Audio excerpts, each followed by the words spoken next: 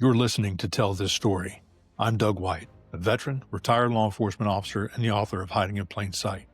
This is a platform for those who serve in our families to share their experiences and help one another grow.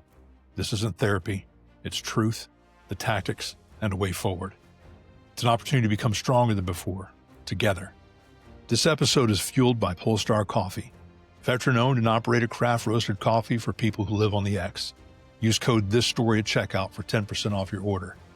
Now let's get to work. Welcome to Tell This Story. Dennis Pishock has been in public safety for 25 years. He spent 18 years as a full-time firefighter at one of the nation's busiest departments. He finally passed the test and became a full-time police officer 7 years ago. He's been a medic, a swift water rescue technician, and a peer support leader. He now specializes in officer wellness and suicide prevention, and Dennis leads Milton PD's peer support program. He also serves as a state peer counselor and helps run Phoenix Healing, a free AA-style trauma group for cops, dispatchers, and firefighters. His 2024 book, Demons and Angels, pulls no punches as he shares the dark side of the job, and he offers real-world tools for healing, while reminding responders that their job is not their identity. Their family is. Ladies and gentlemen, Dennis Pishock. Man, this has been a long time coming. I think we tried to set this up, back in May? Yes. And I finally got my schedule to align with yours. And just to find out this morning, you've been teaching for 50 hours this week. But Before we get into that, man, who is Dennis? Tell everybody. Let's see. You like to say you like to talk yourself down, but 18-year firefighter. It's an extremely busy area, as you know from your book. It's one of those places that just goes. You constantly tell yourself it's going to slow down. I'm going to slow down, and you don't. And you hit burnout eventually. Transferred over, started looking into arson, and I'm like, I really like this cop thing. So switched over to the police department. Been a cop for going on 7 years next month, and then been a swift water rescue tech. It's in my book about the floods. Pretty rough, man. There's a lot of body recovery, and same thing, compartmentalize, bury it. It's all good. And then eventually it got to me. And I've been a medic now, and I'm still continuing a medic. So after this expires, it'll be 25, 26 years. So it's a good skill to keep with the police. As you know, we always beat firing anyway. So we got to work. Whoa, man. You said you were going to do some self-hating. I just didn't think it was going to come to the fire dog side. I got to get them. Wow. I know you okay. Well, let's just dive right into it. So we get on this morning, and I know you got after it, and I want to talk about your physical fitness and your non-negotiables later, and the tactics you use. But you've been teaching all week, dude. Tell us about that, because I need to ask some questions about FT.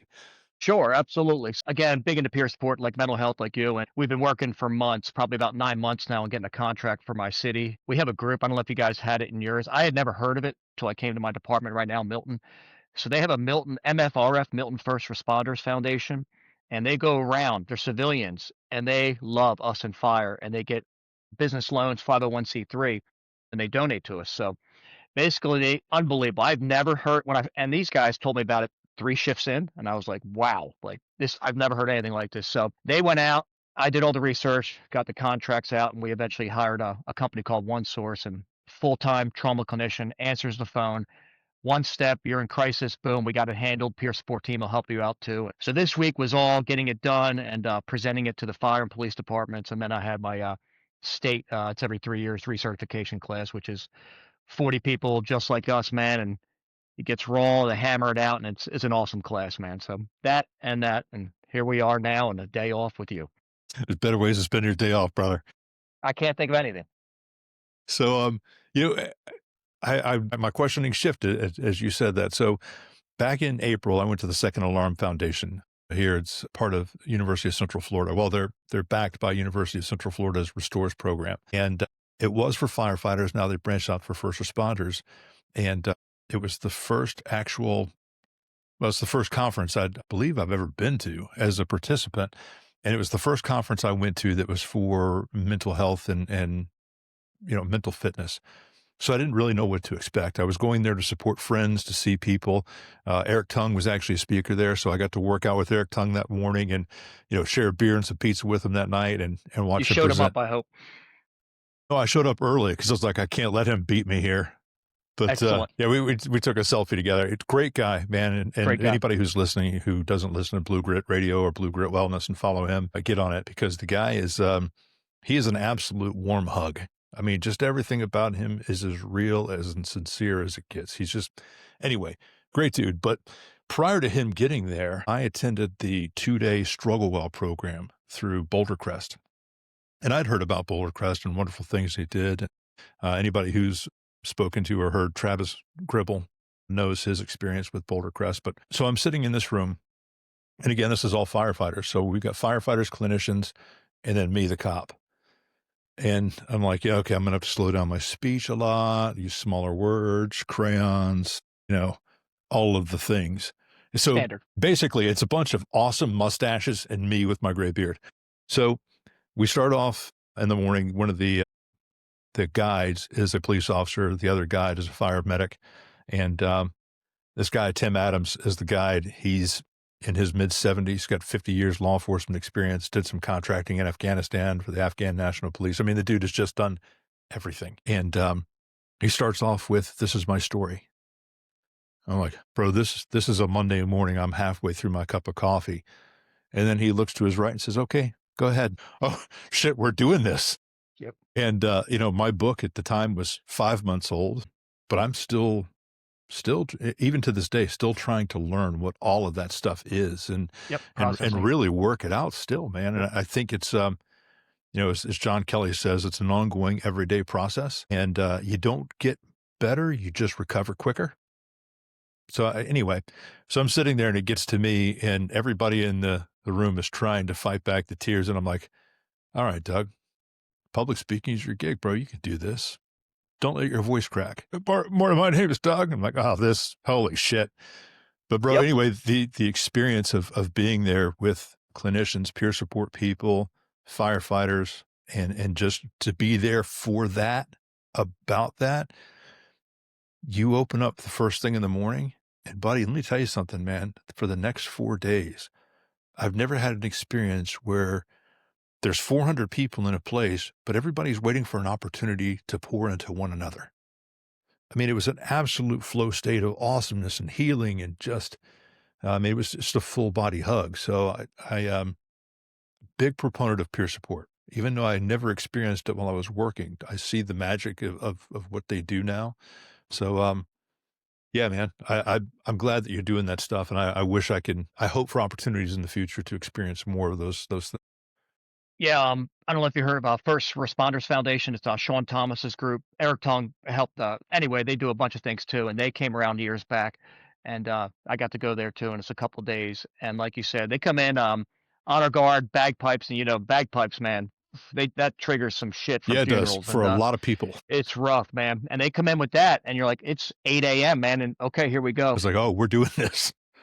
First lady gets up there and she's like, "I just want to tell you about my son. He was a police officer for 2 years and then he killed himself." I'm like, "What just happened to this conference?" And she goes into it, talks like me and you are about her son committing suicide, finding him, and that's how the whole conference is. And but by the end, man, that's your people and that's all you want to be around. Like this is as real as it gets for the next 16 hours, man. So buckle up because the next Yeah. story blows your mind too. Yeah, dude. Like you said before we started recording, and once again, yes, I know I should start recording when we get on, but being naked, you have to be. If you really want to grow from this and help others, you have to be, man.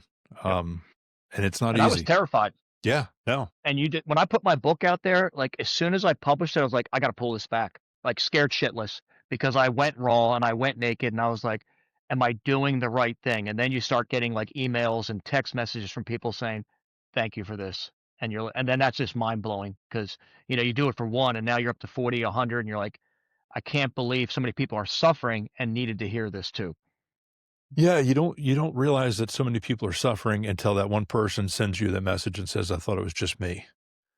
And dude, since you brought it up, I want to talk about your book. What was the hardest part for you to write? Uh of course, to start it, because you always have that in the beginning. I would say imposter syndrome. My story's not enough. Of course, I'm over that shit now, like totally. Like I know my story's good. It's dark and it helps others, but I would say the girl who died, she died in the river. That call will always haunt me, and I could not get past that chapter. It was rough, man. It's still rough. And I reached out to another writer. He wrote a book, Michael Sugrue. I don't know if you ever heard of him. I said, "Hey, man, I can't write anymore. Like, I can't do this." And he was like, "You have to."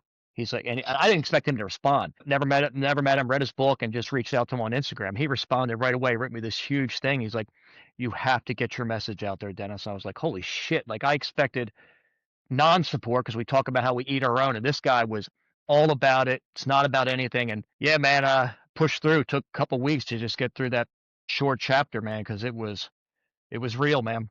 And that was definitely the hardest part to put down in words. Yeah, I think,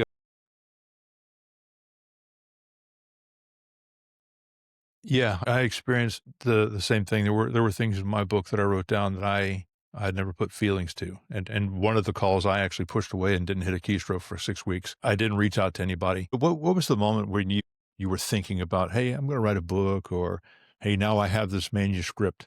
This has to go out." Was there like a pivotal moment where you're like, "Fuck it, gotta get it out"?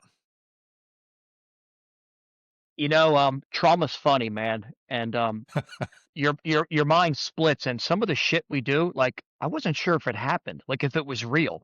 Because the mind is so clever. It buries this in the darkness. So I started calling some friends up, some old guys, and then I was like, "Hey, man, did we do this call?" He's like, "Yeah, man. But remember this call?" I'm like, "No." He was like, "You did this." And then that all of a sudden, man, the filing cabinet started to open. I'm like, I have got to get this shit out. And I didn't know at the time, but it was for my own healing. And then as I started writing, I'm like, it just started flowing, and I confirmed stories with people. Cause again, man, some of it was horrible, man. Yeah. Traumas like that. And that's when I knew I had to get it out for my own and my family well being as well. Bro, I'm so glad you said that because in my younger days, um, I was an aggressive enforcer. I love to fight. If there was a fight, you better not clear me because I'm coming for the fight. Wait for me. So I would have deputies say, "Hey, remember that time?" No, dude. "Oh, sir, I remember the first time I met you. You said this." And I was like, that sounds like some shit that I would say or do, but I don't recall. And finally, it just got to the point where I would just kind of joke and say, I used to black out a lot. And at my retirement party, the little cake party at the district office, my kids are there and people are standing around telling little stories about me. "Hey, remember that one time you did this and said that?" And my kids are horrified. And I'm like, "Yeah, dude, I don't remember that." Yep. Yikes. Yep. Sounds like some shit that I would say or do, but old Doug would have done that stuff. When I was doing the book, mine started off as a journal, and then the book became what I learned from the journaling, and I was afraid of it, like you, man. I was afraid to put it out there. Like, there's always going to be, like you said, the haters on Yes. the dumbest Always. shit for no reason. Yep. Um, I was just like, somebody's going to say something. And initially, I got that. Well, you just weren't hard enough. Why didn't you go to the gym more? It's like, Yep. dude, I've done all the push-ups, ridden all the Yep. miles, swam all the miles. It's And going to then catch you. you'll see the spiritual side. We talk about it in peer support when we go to these classes. Like, then you get the priest who says, "Well, you didn't pray hard enough." Well, that shit, I mean, is awesome, but it does not work in the moment of crisis. Like, No, you have to get there, and yeah, that's very difficult unless they're a trained pastor priest. They'll understand that. But when you get that untrained dude, man, he puts us over the edge too. yeah. Let me tell you about Over the Edge. And I hate to segue because this is, well, Sorry. sidebar anyway. This is your episode, not my episode. But I will tell you, I need to do just one me talking so I don't interrupt the guest. But so this is back years and years ago. There was a video that was put out, and I've actually connected with the people that put it out. I cannot remember her name. Oh, it's killing me. Anyway, it was 911 officer needs assistance. It was a bunch of kids on the video. And it said, "I want to be a police officer so I can help people. I want to be a police officer for this and this." And so it goes through this iteration of all these kids, young kids, man. Then it goes to the kids again and says, "I want to be a police officer so I can isolate. I want to be a police officer so I can this." So all the negative stuff. And then it cycled through them again. And it was the kids saying, "Suicide, suicide." So I saw this video when it first came out. Again, 911 officer needs assistance. It's kids. I knew I was experiencing something, but I did not know what it was. And I was at in-service training, and our chaplain was showing us this video. I was a supervisor at the time, and after lunch, he had turned the lights off, and I'm like, "Okay, I need to get out of this room now, quick." So he stops the video and he says, I'm going to tell you now that this is not something that applies to police officers or firefighters. This only applies to military personnel. And starts talking about, post traumatic stress disorder and shell shock. And I'm like, okay, cool. So this is not what's wrong with me. Okay, there's something else. Well, my buddy sitting next to me, a guy I grew up with, known since elementary school, he at the time had probably done, I don't know, seven, or he was in the Army National Guard, Florida Guard. And at this time, he had probably already had 7 or 8 combat deployments to Iraq and Afghanistan. He was gone basically for 10 years. And he disagreed with them. He said, no. And then he explained, he said, cops and firefighters live in a hypervigilant state all day, every day. They live where they work. There is no days off. He says, in a combat zone, you're there for 4 months, 12 months, 15 months. We know who the bad guys are. We come home and we're not there anymore. Cops don't do that. Cops stay there for 20 or 30 years. And he said, you're wrong. And they got into a little argument. I was like, okay, I'm going to listen to what my buddy just said because, I mean, guy's got a Bronze Star, for Christ's sakes. I'm going to listen to what he says.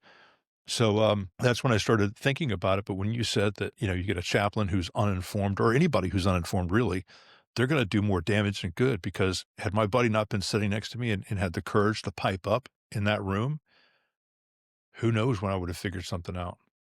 It says So it's so much, and dangerous. that's what it takes.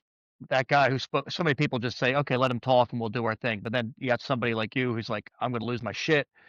What a brave dude. It's like, nah, man, I'm going to call you out your bullshit. And this is actually how we are. Love it. Yeah, dude, I was a mess. And still, when I see that video, it takes me right back to that part, man. Yep. Um, Triggers you back. yeah, no, it does.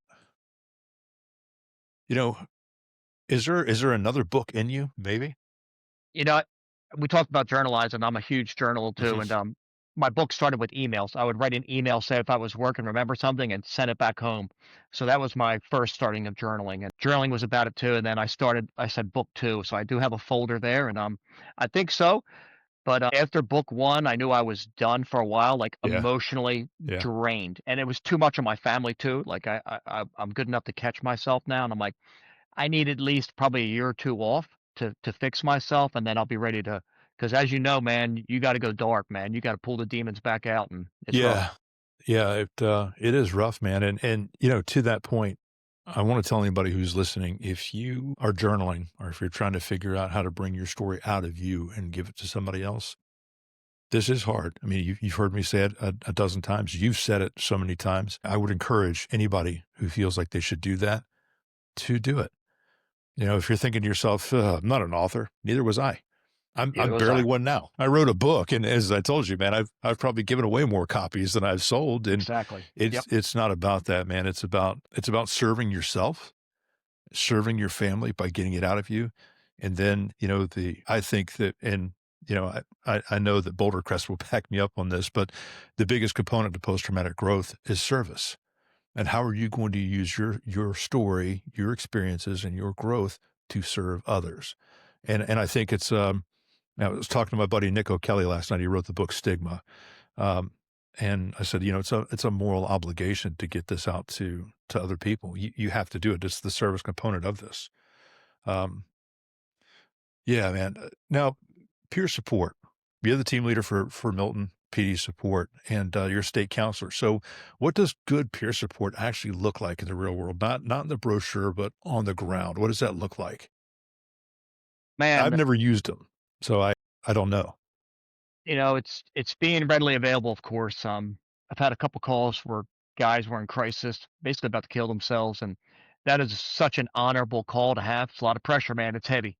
And, if you miss that call, of course, there's always going to be that guilt, but your family also needs you too. Yeah, yeah, So you got to get, but it's basically just being able to catch stuff, paying attention, knowing your people, of course, being a good leader, servant leader, and knowing who your people are, knowing something's just kind of off, man. And can say, hey, man, you good? Yeah, of course, we all say I'm good. I'm fine. yeah, That's dude. all we say. Yeah, And then if you ask again, man, you're going to stop someone. You send a text, send out those reach outs, man, buddy checks, huge.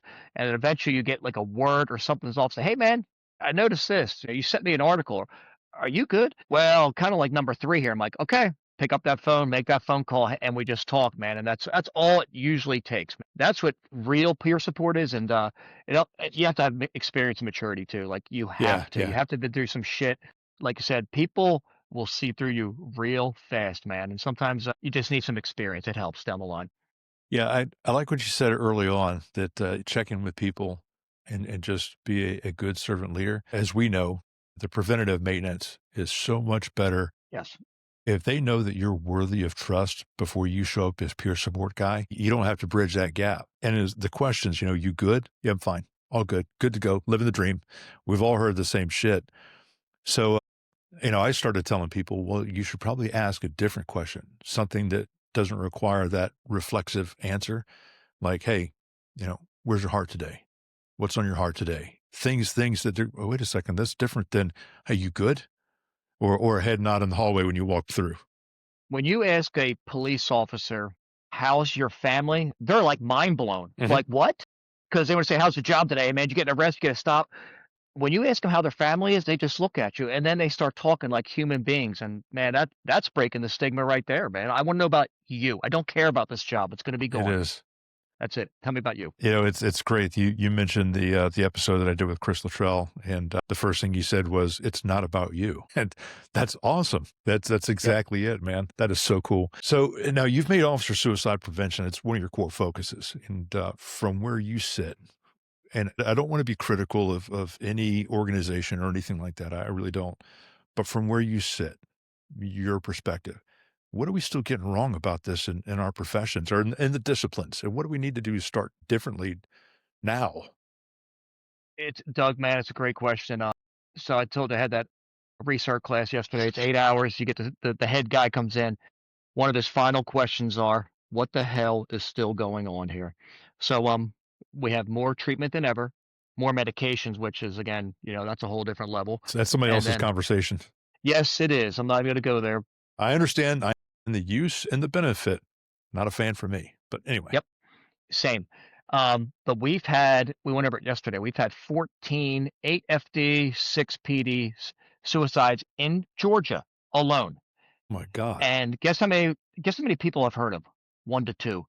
Because we're still battling the stigma of departments burying it. I am embarrassed. This guy was a cancer, and he was a bad guy. And we're not going to talk about this guy who committed suicide. But then you got the other good departments who are saying, okay, this is a line of duty death. This dude was suffering and trying to get help. So you're still battling that too, the embarrassment to the full honors. And of course, you always ask the family, do you want honors or anything like that? That's your first step, of course, as in the peer. But, yeah, man, we're still battling it. I don't think somebody else said it on the podcast, maybe one of yours, I don't think we're ever gonna win the battle. I just don't. We see shit that the human mind can't handle, and some people just don't do well, but I think we can still get the numbers down, of course. That's what my life is about. But the thing is, from my own perspective, my own personal experience, again, man, I'm not a clinician. I don't read books about the numbers of that. But the things that we experience, you and I both know, and anybody listening to this, there's no way that you could deny that what we experience at work, we don't take home with us. It happens. And vice versa. Don't bring your family life to work. Bullshit. You don't care if I bring this to my family and infect everybody there, but I can't talk about how my kid is not doing well in school. It was family problems. Well, why was it family problems? I was divorced. But dude, these are all interrelated. And if you don't see that, then you're in complete denial. God, I hate that. As the National Fallen Law Enforcement Officers Memorial Fund, the wall in DC. Anybody who's done the police unity tour or has been there. I've done the unity tour, I think 5 times. And it is an awesome thing to see. And it's a very sacred thing to be at our memorial. And yeah, I could do an episode just on the feelings from something like that. But a year ago, or roughly a year ago, they made it so that anybody who died by suicide, and the agency said, yes, this was a job related death. It was a line of duty death, that their names will be etched on the wall. And of course, I saw it first as clickbait, and I was like, what? No, come on. Right. No, I don't, this is for, and this is me saying this. I'm thinking, no, man, this is for people who died in the line of duty. And then I read the article, and here's the reasoning behind it, and here's this. And I was like, wow. this makes a lot of sense, man. This is a good idea. This is their way of destigmatizing that. And, man, I thought it was really great. And I hope we see something change in leadership and, a little bit of the perspective there. But And I think we will. The younger we get, the more these kids are all about this where we were not. yes, Man, they're all they yes. talk about it very good and that we can associate and do well. Yeah, man, that's what it's about. These kids will do well. Yeah, no, I don't know if it's emotional intelligence or a lack of shame and modesty, but these kids, no, they get it. They get it. Yes, they do. They totally do. And they're not afraid to talk about it. So I think that we are on the front end of this wave of change, and I think it's exciting to see these kids come up and how they're taking ownership of this. And here we are with gray in our beard, but you've got Exactly. guys that are younger in leadership positions like Eric Tung, Yep. who are really leading the Yes. charge on this, man. So I agree with you. I think there's big change coming, and it's exciting to be able to see that. It is, man. These kids get real too with you. Once you sit down with them one on one and Yeah, they start going into their stuff, you're like, that's who I want. That's exactly who needs to be up in leadership, man. He's not there or she's not there for, the other stuff. yeah, the other stuff, We'll leave it there. positional leadership. You got it. Yep. So, for the officer or firefighter who's listening, who thinks peer support's like just checking boxes, what do you want them to hear from you, who's actually there? So yeah, man, I like to get real with people. Like, first of all, I don't give a shit anymore. Like, I used to care. Now I don't care. Like we deal with them all. We're all type A personalities. You got the big SWAT dude, that's the stereotype. Whatever it is. Yeah, the beautiful I hair. don't care. I say in my book, man, at 2:22 in the morning, at 3:33 in the morning, when you wake up and those demons start yapping in your damn ear, because they do. It's freaking real. There's nobody else there but your spouse next to you. But Hmm. now your spouse is gone, so you're sitting there all alone. Now you start thinking, you know what, man? That gun's probably close by. You start thinking shit that you never think about. And you hear that, I listen to a ton of podcasts too, the guys who almost kill themselves and do suicide. They always say, like, I don't know what happened. I was doing great. And that voice started, and he's like, I never had suicide ideations ever. And Hmm. here I am going this way. So what do I tell these people, man? I tell them my stories. Like, I tell them the dark shit. I'm like, okay, hey, okay, man, I got a story for you. And I'll tell them, like I said, man, that pin drops in that room and they're like, okay, I didn't know this about you because I'm this nice guy, but hey, man, there's still Dennis, like Doug, way before, who was a wild ass dude, Irish Catholic. This is how it goes, man. We're drinking and fighting. So Yeah. they get it, man. At the end, they see it, and if not, it doesn't matter. I just got to touch one person in that room, and they come up to you afterwards and like, hey, man, can I talk to you for a second? Boom. That's all I care about. That's all that matters. You know, what you just said there at the end, I think all of that's awesome. But the hey, can I talk to you after everything's done? Um, I was warned. And I was not warned, but I was told that once I start speaking, um, that you get up on stage, and again, you're naked. I mean, writing a book is one thing, but when you stand in front of people and tell them Totally different. Yep. it, no, and I was like, yeah, whatever, it's not different. No, dude, because you're seeing them emote as Your you're heart rate saying starts stuff. going, man. Yep. Yeah, Big time. yeah. Yes. Like, dude, Yep. you want to talk about bombs, bad guys, IEDs, whatever? I'll get up there and I will talk for a week. You can't shut me up. And I know my story and I could tell my story, but when you're telling it, you look and somebody's, clutch the pearls or is, kind of looking off to the side like, "Oh, shit," or, put their head down. It's like, I'm talking to them. They know where I'm at. Dude, I'm sorry I'm getting emotional now, but Now, man, love it. I can't have, I've only presented twice. My story, I've only presented twice, and it's been different iterations of it for whomever I'm speaking to. But Michelle was there for one of them, and I can't do it with her in the room. I know that I can't. I will It's be funny you said that, man. destroyed if I did. So I don't want to cut you off. My wife yesterday, I said, hey, I got to present tomorrow to PD and FD. I said, and do you want to be there? And she's like, absolutely not. So that Michelle did that is amazing, and I respect my wife. Like, we have our, and but of course I invited her. She's like, I don't want to hear that side, man. But yeah, man, it's emotional and shit triggers us, and we don't know why, but it is. But at least you're slowly healing, and that's all that matters, man. Yeah, and she knows what her reaction would be, and she also knows that if she's in the room, she lived it. She was Yes. there with me. Yeah. Yep. She saw the sides and the things that I was doing and experiencing that I didn't see. And, that this was a sidebar to that, but it occurred to me when I was speaking in Vegas that I said, I was afraid that one day that she would see the monster or the shadow. Yep. Yep. And it dawned on me as I was saying that, I was like, but she saw all those things, She did. but she saw my heart. So Yep. those things didn't scare her. Yep. Anyway, the point I was making to all that is when you are naked in front of people like that and you get caught up and you wait for them to catch up with you and everybody's feeling it. By the end of it, you are completely drained. Totally. And then to walk off stage or to walk off to the side and, hand out a couple of books or talk to people and they want to grab you before you go in the elevator. Hey, can I talk to you for a minute? Bro, Exhausting. And sometimes it days. is. It sometimes is days of mental fatigue, and you Yeah. you just can't shake it, man, and I don't know what the answer is because 'cause I'm still doing the PT, cold plunges, meditation, but Yeah. sometimes it's 2, 3 days, man. It really is. Yeah. No, it is. And I find that, and again, man, we get better because we recover quicker. Yes. We become stronger, like working out. Perfect segue. So I know that you lean hard on heavy PT, martial Big arts, time. music, Yep. meditation, Wim Hof, cold plunges. Walk us through your non-negotiable daily. What are your weekly practices? Why do they matter? It's gotta be done. So, like, today I'm off, it's a two-a-days. I still do two-a-days like old football days, Dude, it's man. awesome.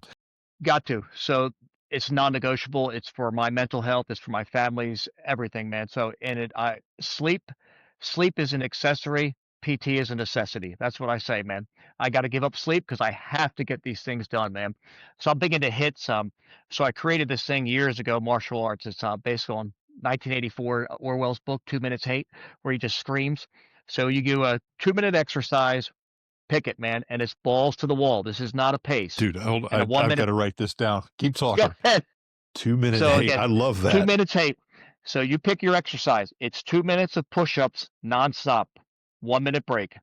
2 minutes of sprints, 1 minute break. And it is balls to the wall. Get it out, man. If you need to yell at the demons in midair as you're doing it, you got to do it, man. So you pick your exercise, lunges, pull-ups, anything you want to, man. Hit a bag, 1 minute break, and man, you are drenched. And it's about, I can't remember. So that's about 38 minutes right there. So you can add in, of course, I do 12. I always make sure a minimum of 12 exercises. And then I lie to myself as I'm doing it, of course, what we do. Okay, body, one more. And then I do 14 exercises. Then I do 15. But yeah, man. And then at nighttime, I'll just do just a good 45-minute power walk or pull ups and push ups too, just to, as I call, cool off, man. But everything I try to make my schedule, of course, around my family now. It's get up before they're up. It's try to do this and before they get moving, man. And non-negotiable has to be done.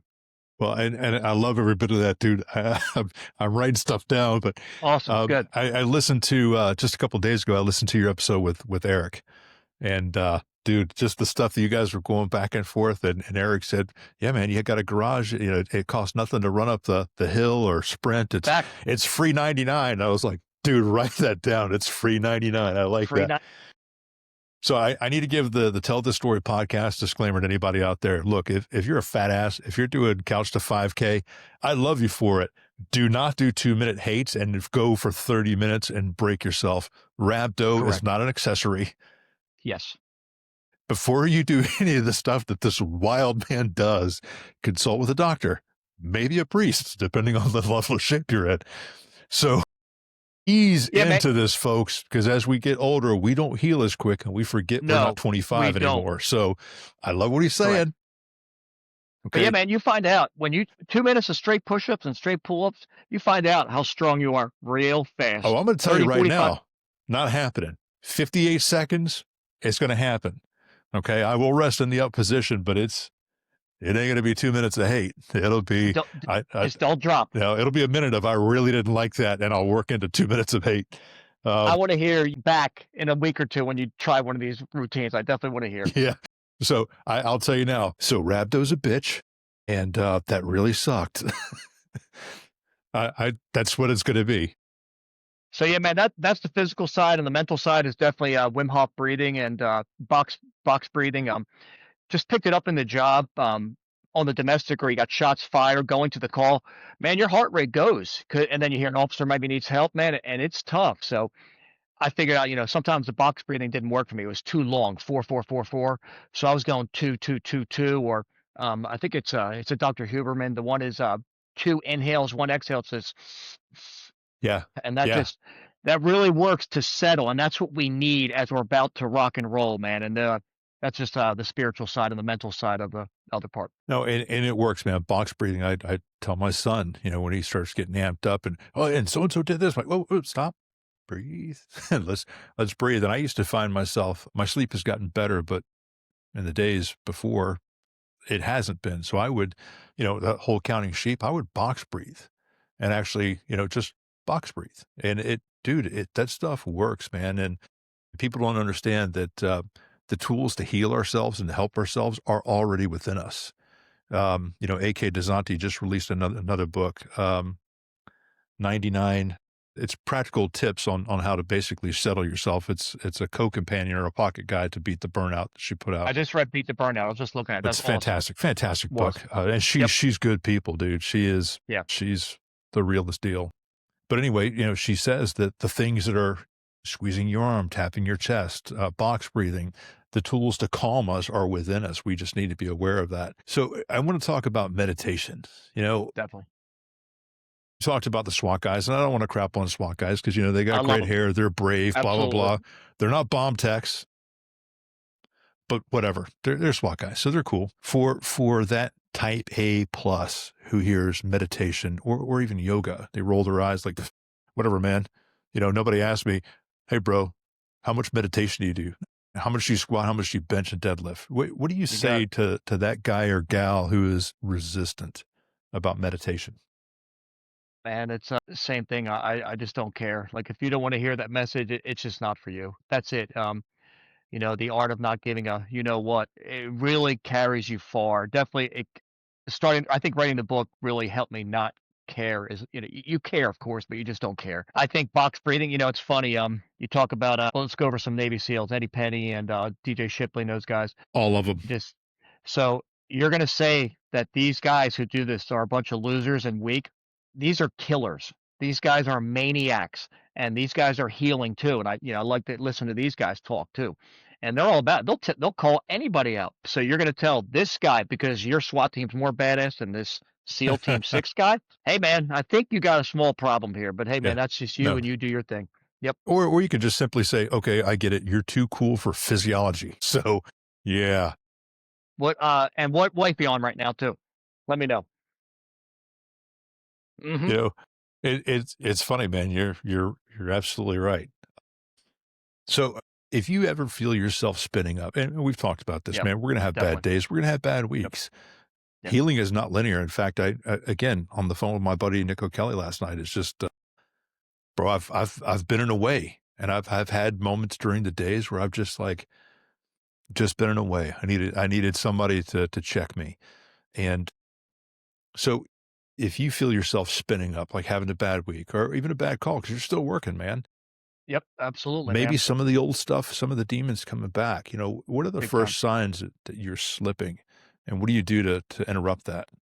Yeah, I think it's funny you say that. It takes maturity because we ignore the signs, even though we're the quote pros. Yeah. Yeah. That about 2 weeks ago, we got a suicide call. I had to set up a team, a grid team. Had to start doing a search for the guy who was in the woods. Found him. He's dead. So I got to go back to the notification. So I'm still doing this shit, right? And go back there and notify it. And I just remember the one family member said, he's suffering and people just don't understand mental health. I was like, I do. It was the first thing that the family member said, man. So you're still seeing it, and that's definitely a trigger because to me, like any kind of child call, boom, the trauma dump happens then you start seeing it. I just start feeling I would call it a heaviness. I start feeling myself slip into the darkness. I know I got to get a workout in or some type of breathing. I'll do that quick thing, try to catch myself. When I get home, whatever, I got to fix it, man. I might need some time. I'll just say, hon, it was a bad day, man. It was just, I know, like I remember so Dozanti had a color system. That's pretty good, man. I probably need to implement that. Mhm. Today was an orange day, something like that. That would probably be a lot easier. But yeah, man, I could just feel myself sinking in, and I know I'm starting to go to a place, and I don't want to dwell there, man, because I know from experience, and it's okay, man, to have the demons like we have, and Mhm. you can't outdrink them, you can't outrun them, you can't out PT them. I thought you could. I Can't. thought I could outpray them. You can't, man. And I just have certain things. One thing is just a bucket of water, man, of ice. Put your head in there for 10 seconds. That's all you do. 10 seconds, man, and it resets your system, man. Cortisol, adrenaline dump, all that stuff, and you're just good to go, man. So that's one little thing that'll help. Some days are rough, man. That's just it. But every day is a victory, and just be grateful. Yeah, I've actually, I'm glad you said that, man, because I found that gratitude is Yes. a lot. Yes. There's an opportunity, especially in this day of social media, where people will get the comparitis. Like, oh, they're doing so much Big better time. than I am. Look at me, billions of dollars, whatever, dude. These are snapshots of all bullshit. But I have found that instead of focusing on lack of, I don't lack anything, bro. Retired at 49 and a half years old. I don't have to do a thing. And be grateful for that. Grateful that I get to wake up and be a present dad for my kids before they move out of the Amazing. house and move Yep. away after college. I can be the present husband, the doting husband that I wasn't for 25 years.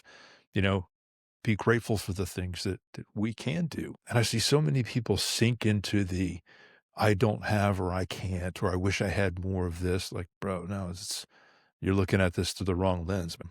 I try to start off every day. I have a journal, and it pops up automatically. It's today's 3 things I'm grateful for. Yep.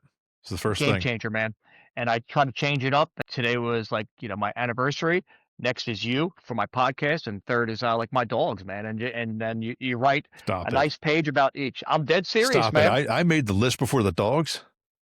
You're number 2, Dude, not number 1. no, but Yep. I beat dogs. There's You one beat the person in dogs my today. life, there's one person in my life that beats dogs, and that's Michelle. See, It's there all you about go. the dogs, bro. All right, Wow. tomorrow I'll switch it all up. But yeah, man. It's a So big deal and for then I me. write a ton about those 3 things, and then my day just settles in, man. It's just a good patience thing, like you and Chris, and it just settles me down, man. And you need to be grateful. Gratitude is a game changer, man, and it took me a lot of pain and suffering to figure that out. Yeah, no, it's wow.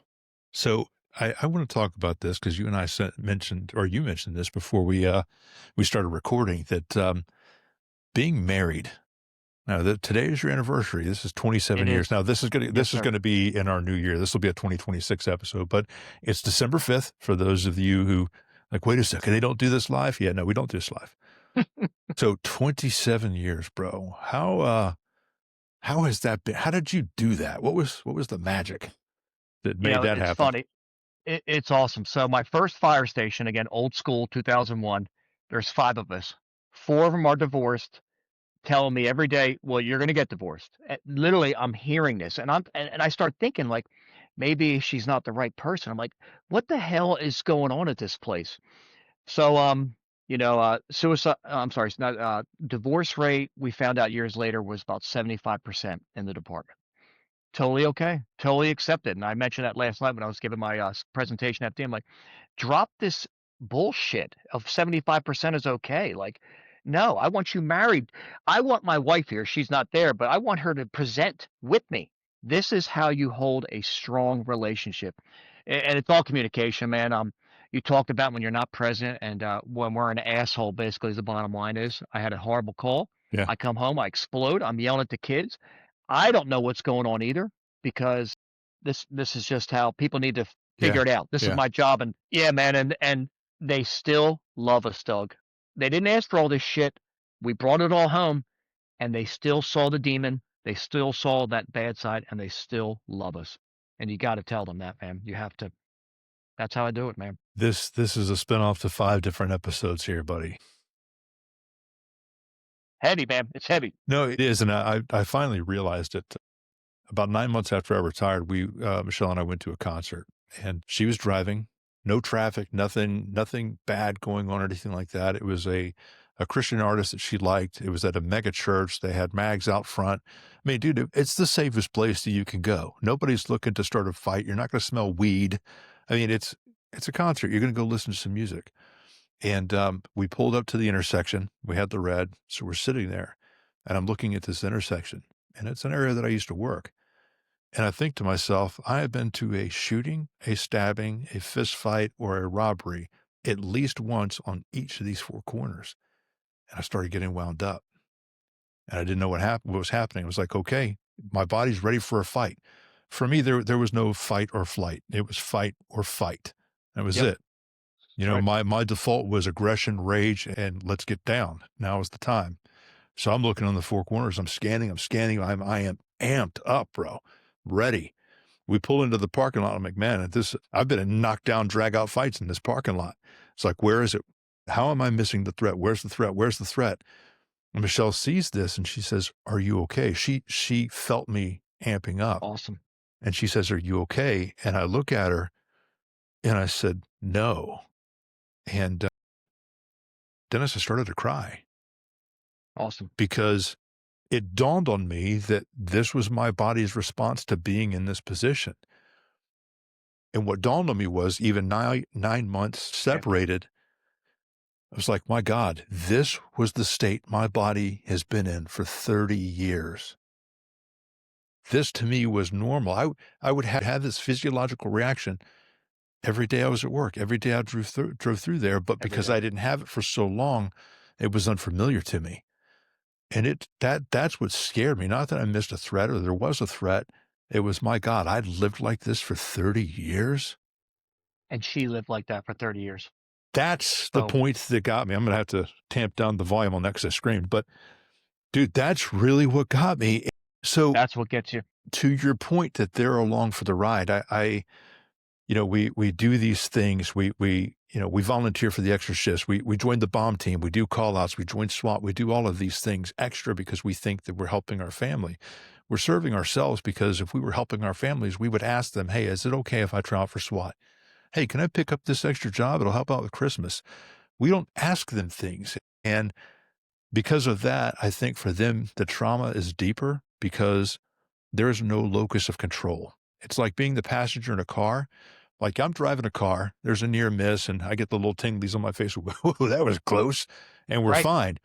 The Yep. passenger is not driving. The passenger is not going to recover as quickly as you did. And that's what she was for 25 years of our marriage. She was the passenger. And to realize that I put her through that.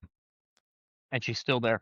Yes, but that's a level of guilt and shame that you must talk out. You have to put words to it. You've got to speak it into existence and you have to own your part of it and you have to atone for that because your spouse, your partner gets a voice and you have to give them that voice.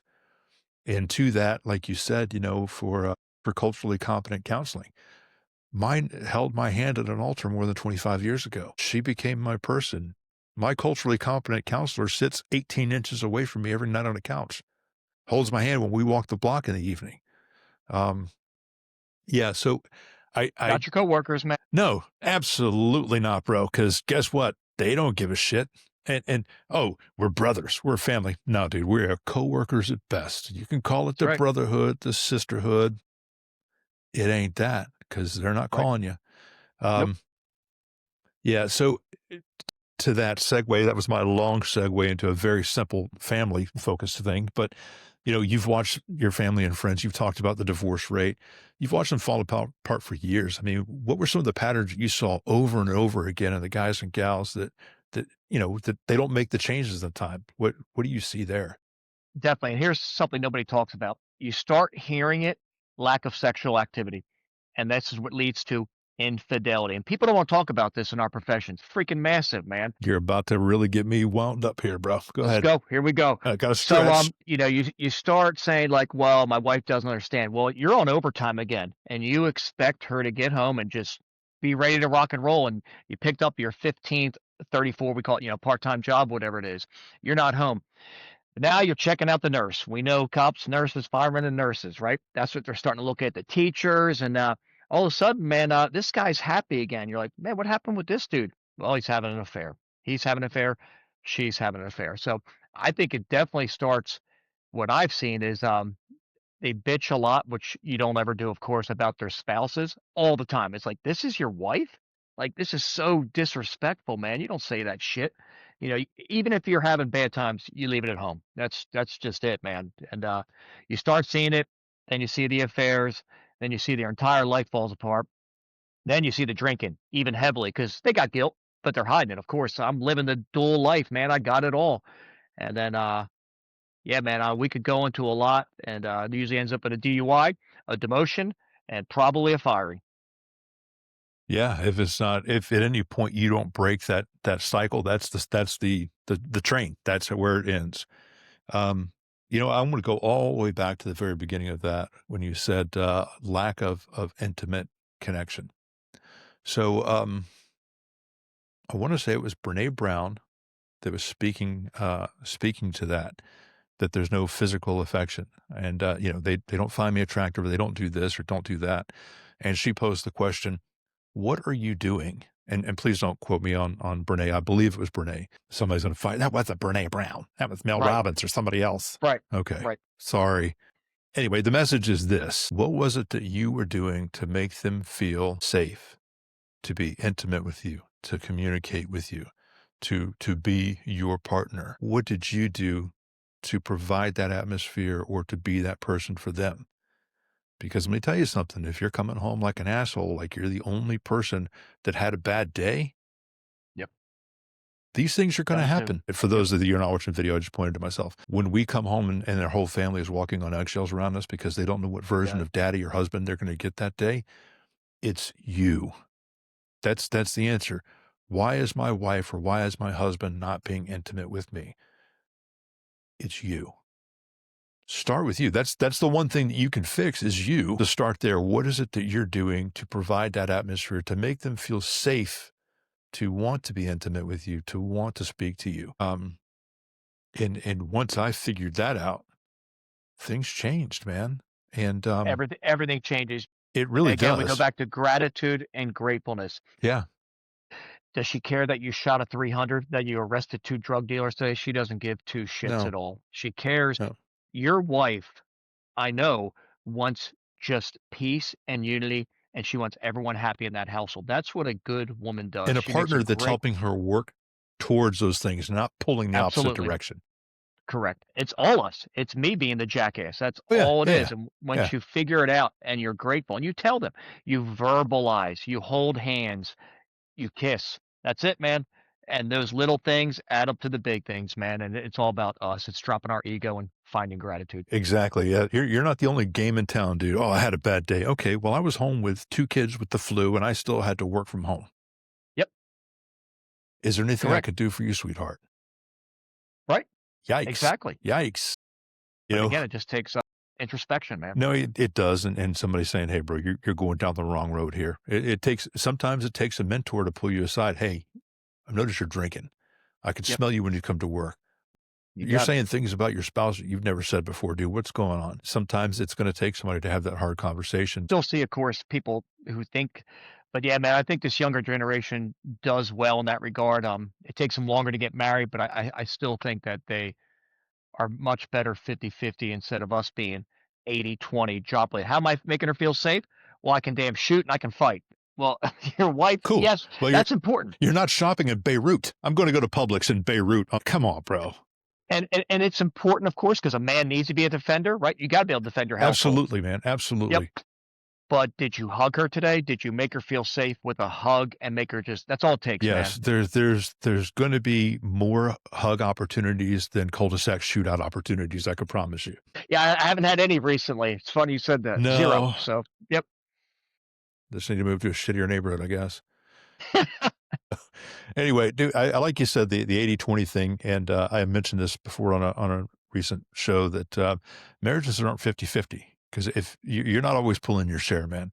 The other partner is going to be on days they're going to be pulling 99%. It was actually Brianna Morgan with the Little Blue Crew and the Blue Crew. She's fantastic. Young police wife, 4 kids, and she is holding it together, running a nonprofit in South Carolina. She good people doing good stuff. I listened to her podcast with you the other Yeah, day. Yep. she's very wise beyond her age. So I think she's really figured it out. Good stuff. So real quick, man, if you could sit down with every chief, sheriff, city manager, you can sit them down in a room and talk about officer wellness and suicide prevention. What would you say to them? Yeah, I'm like a primitive dude, like a barbarian, like still. So I like to shock the shit out of people still. I'm like, Sometimes you need okay, it. they do. I think about one of my past departments. So like, I've always had bad Christmas experiences. Has never been good with me growing up. I've had major house fires, a lot of fatalities. ass whoopings on an ambulance, and then a SWAT standoff the entire day. And then I remember the next day, like, of course, 3 days later, city council or board of commissioners just like, "Oh, hope I had a great Christmas." I'm like, man, it sucked, dude. Like, well, they don't want to hear that. Well, sometimes they need to hear that, man. And I like to start off with one of those stories. Like, we are not the water department. We're not Parks and Recs. Those guys are great. They're not doing what the guys and girls are doing on a holiday when that holiday now triggers a bad thought process too. Of course, I love Christmas now, but man, I've had probably 15 bad Christmases, and that, of course, is going to affect you down the line. So I like to start off with that, man, and saying, this is why we're doing an officer wellness program, so you don't have to go through what I went through. I was taught by Vietnam vets, which probably you were, Mhm. compartmentalize everything. You put it in a box, you bury that box, it goes away. It went away. Oh, it did for about 15 years, and then that damn They all come the back backhoe together. came. They all came back, and Yep. those guys are all gone now. Yeah. So they don't. I'm sure it had with them too. So yeah, man, the backhoe then blows it up, and they all came back, and all of my mistakes, and me now getting one source with my department. That's what it's about, man. And they got to see it this week, and now they're taken care of. Like I'm of course a peer support leader, so they can make my phone call, but I can pass it on to the pros now. That's what it's about, man. And if they don't like me, they call Doug. It doesn't matter. You find out what we said earlier. It's not about you. It's about dropping your ego, and someone else is going to assist that brave warrior who actually reached out for help and needs help. Because that's what it takes, man. The phone call and saying I need help. That's the bottom line. That is the That's it. hardest thing for us to do. Yeah.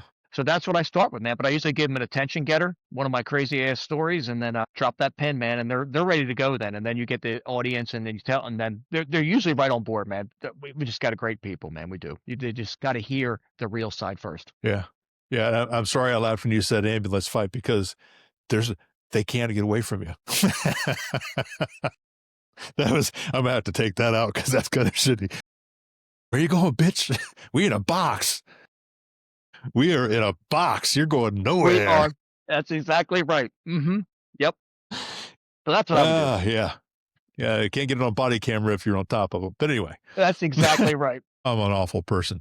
So, man, dude, there's so many questions I have for you, but two important ones, and I will get the close out here because I know you got to get out here, man. Spouses and partners, if they see the responder changing, but they don't know how to bring it up before it blow up, what's a safe first step that you would recommend that they take? Man, I'm gonna tell you the heavy stuff. We haven't done it yet at orientation. The spouses come in with the veteran and they let them know, oh, it is special, Yeah, man. dude, It you is. got me. So Michelle comes in with Doug and you stand up and she talks about you and how you've changed. And this is what your new officer is going to, yeah, bro, it's a bomb drop. My God, that's awesome. Yeah, it gives you the chills, man. And she starts saying bad shit about him, and he didn't damn miss a beat. I'm like, damn, but she gave the truth Yeah, to these new wives, new yeah. husbands, spouses, everybody, women, women and males. And man, it's an attention getter too. And this is not going to be the same person. He is still the person you fell in love with, but he's going to change, and this is how they're going to change it. To hear that from a spouse or girlfriend, man, it's totally different. And then you see, well, this couple is still together from 20 to 25 years. We can make it too. Dude, wow, that's freaking awesome, man. Wow. Yep. That's gotta be Heavy. some stuff to see that. Yeah, man, it is.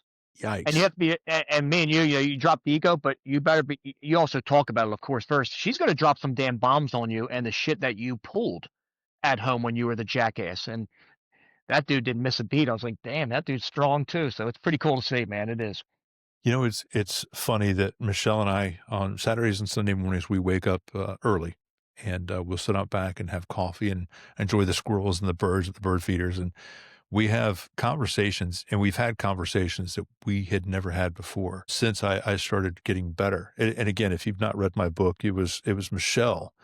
It wasn't me. It wasn't my being wise or finding the way. It was Michelle that started all of this. But we have conversations that are just real and fulfilling and connecting. It really Special, man. is. And I learned things that, she perceived things that I did. that I never really understood, and her perspective of it still to this day. It's amazing, and I like that y'all do that. That's cool. I know that I was going to ask you, if you could go back to younger Dennis and give you one piece of advice, what would it be? But I have a feeling that you wouldn't change a thing because of where you are now. It's gratitude to the evil, to the demons that push me through to help others, Mhm. man. It's gratitude. I used to fight it and think I was the victim, and now I'm thankful. And now that enables me to tell my horrible stories to be a better person. So yeah, man, gratitude. I love it. Well, then last question. For the young troop listening in their patrol car, the engine bay, squad room, team room, whatever it is, if they feel stuck, what do you want them to hear right now? Man, you're not alone. That's it. You're not alone. Brother, you are killing me today. That's it, man. Where can people find you? Because I'm sure people are going to want more Dennis Pishock. I know I do. You're freaking great, bro. Yeah, man, I appreciate it. My book, man, is Demons and Angels. It's heavy, man. Like I said, it's not for everybody, but it is for some people. We go dark, like some of your stories in your book were heavy, man, and triggered the hell out of me too. And that's definitely what it's about. Instagram is Pishock Patriots. Big patriot, a big American, love us, of course. And then LinkedIn is just my name, man, Dennis Pishock. And that's it, man. Just contact me, and I love hearing from folks. People person now, thank God, I got out of my shell. And if you need help, man, reach out to me, reach out to Doug. And there's so many people out there to help you, and we're breaking that stigma. That's beautiful, brother. And all the links and all that stuff will be in the show notes and all that for anybody who wants to follow it. Dennis, buddy, I'm glad we finally got to connect like this, and a huge fan of everything you're doing. And thank you so much for taking the time and be done with me and go enjoy that anniversary, buddy. Man, what an honor, Doug. Thanks for having me, man. I appreciate you, brother. Thank you. Hey, everybody, thanks for listening in on our YouTube channel. Like, subscribe, and follow us. Tell your friends, man. If this message hit you, get it out to somebody who needs it. There's somebody out there waiting right now to hear your story too. So tell it. And until next time, this has been Tell This Story.